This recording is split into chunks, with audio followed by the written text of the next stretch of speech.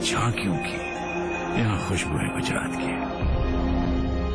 यहाँ सबकी जुबान पे ताला जो लगा है। रात्रि खाओ, खुद जान जाओ। उत्तम क्वालिटी का कत्था, सुपारी, इलायची, केसर और नेचुरल परफ्यूम से बना है राजश्री पान मसाला।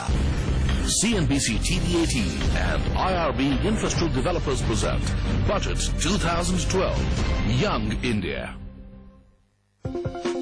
Presented by IRB Infrastructure Developers Limited. Associate sponsor Trustline Investment Ideas Simplified.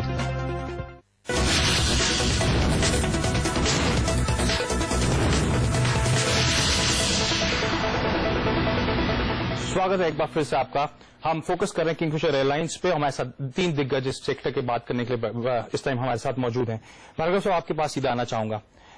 जब किंगफिशर एयरलाइंस ने कारोबार शुरू करा था तो एक प्रीमियम सेगमेंट में पोजीशनिंग हुई थी उनकी, लेकिन कहीं ना कहीं शायद वो बिजनेस डिसीजन गलत हुआ है और एक dead ridden company Deccan aviation को इस कंपनी ने एक्वायर करा। उसके बाद से हमने देखा हालात खराब होते हुए नजर आए। क्या इससे जस्टिफाई नहीं होता माल्या का कहीं बिजनेस एक्यूमेंट कहीं ना कहीं गलत हुआ है? देखिए, विजय माल्या जी एक सक्सेसफुल उद्योगपति है, इससे इनकार नहीं किया जा सकता। लेकिन ये बात भी सही है कि वो एयरलाइन को ऑपरेट करने में बहुत ज्यादा सक्सेसफुल नहीं हुए हैं। उदाहरण के तौर पे अब नवंबर 15, 2011 को उन्होंने एक प्रेस कॉन्फ्रेंस की और बताया कि वो क्या क्या स्टेप्स ले रहे हैं किंगफिशर को रिवाइव करने के लिए। लेकिन 3 महीने के बाद हम क्या देख रहे हैं कि किंगफिशर की हालत पहले से ज्यादा बिगड़ गई है। इसके मतलब इट इज एविडेंट कि वो जो डिसीजंस लिए गए थे या पॉलिसी डिसीजन वो लाना चाहते थे उसका कुछ भी असर नहीं हुआ है। और किंगफिशर को अपना बिजनेस मॉडल को रिव्यू करना पड़ेगा और जितना जल्दी वो ग्रेविटी ऑफ द प्रॉब्लम को समझेंगे और करेक्टिव एक्शन लेंगे तब तक किंगफिशर इस प्रॉब्लम से उबर नहीं सकती। अश्विनी, बिल्कुल संक्षिप्त आपसे समझना चाहूंगा, क्या है फाइनल सॉल्यूशन? देखिए, सोल्यूशन तो 3-4 चीजें भारत सरकार को इमीडिएटली कर देनी चाहिए। फॉरेन डायरेक्ट इन्वेस्टमेंट का इमीडिएटली ये क्लोज कर देना चाहिए। फ्यूल को डिक्लेयर्ड गुड्स कैटेगरी में इमीडिएटली ले आना चाहिए।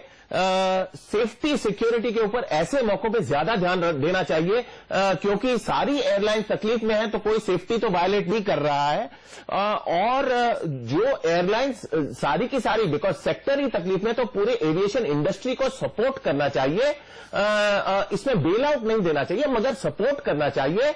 और लास्ट में ये कहूंगा कि पूरी दुनिया में चैप्टर 11 की एक प्रथा है जिसमें रीस्ट्रक्चरिंग के लिए 2-3 साल का टाइम दिया जाता है। डेल्टा एयरलाइंस भी चैप्टर 11 से उभर कर आई थी। अमेरिकन एयरलाइंस आज की तारीख में चैप्टर 11 में है।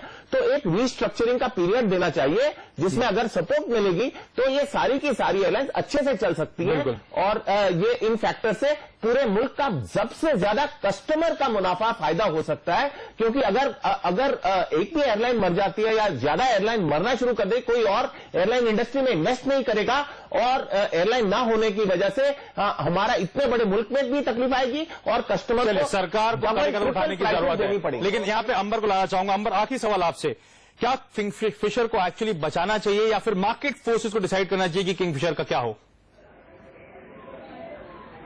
हमारा ये मानना है कि सरकार को इसमें तुरंत कदम उठाने पड़ेंगे, लेकिन पूरी इंडस्ट्री के लिए, जैसा कि भार्गव साहब ने भी कहा है, इंडस्ट्री को बचाना होगा। किसी इंडिविजुअल कंपनी को बचाना मेरे ख्याल से इसके और भी बहुत फॉलोआउट्स हो सकते हैं। तो मेरा ये कहना है कि इंडिविजुअल कंपनी पे पॉलिसी नहीं बननी चाहिए। बेल आउट पैकेजेस के साथ हमेशा दिक्कतें होती हैं।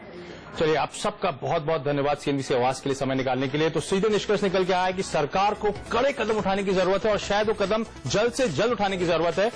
ये सिर्फ किंगफिशर एयरलाइंस के लिए जरूरी नहीं है। अगर शायद इस इंडस्ट्री को बचाना होगा, हमारे सारी पैनलिस्ट का ये मानना है कि ये कदम इस टाइम पे बहुत जरूरी इंडस्ट्री को भी बचाने के लिए। हमारे साथ जुड़ने के लिए बहुत बहुत धन्यवाद सीएनबीसी आवाज में। लेकिन हमारे चैनल के साथ बने रहिए।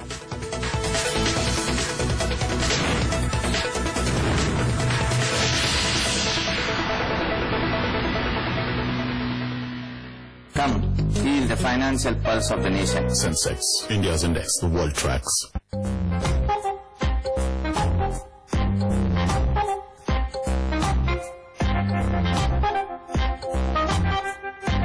The new Maruti Suzuki Desire. Desire again. खुद हैश कर रहे हैं, मुझे काम पे लगा दिया, पर मैं नहीं तो और कौन करेगा ना। HDFC लाइफ का click to protect online plan, चाहे कल रहूं ना रहूं ये सब कुछ करेगा। अब